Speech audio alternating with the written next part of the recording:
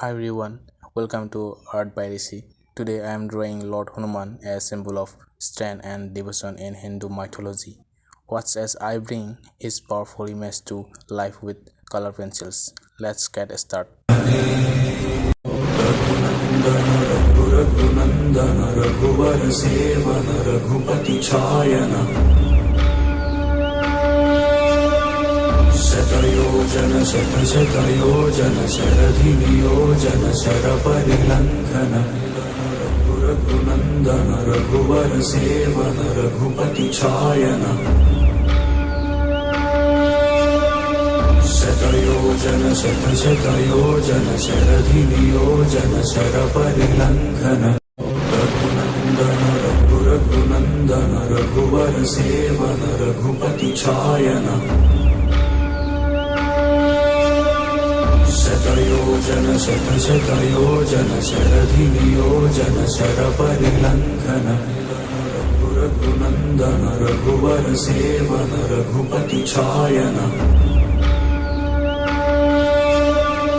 शतयोजन शतशतयोजन शरधि नियोजन शर परिलंघन रघुनंदन रघुवर सेवन रघुपति छायन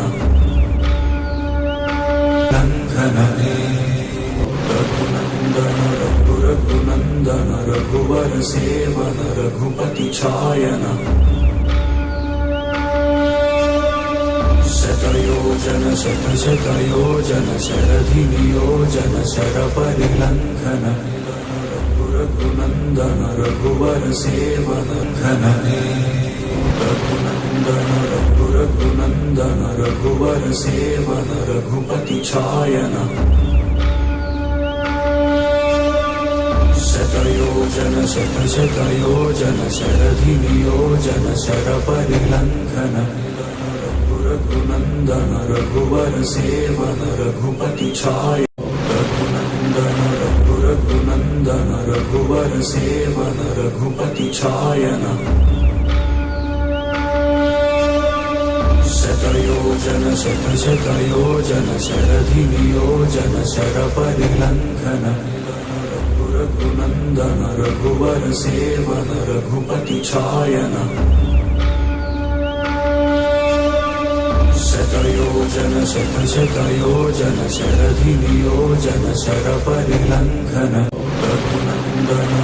रघुनंदन रघुवर सेवन रघुपति छायन शतयोजन शतशत रघुनंदन रघुवर सेवन रघुपति छायन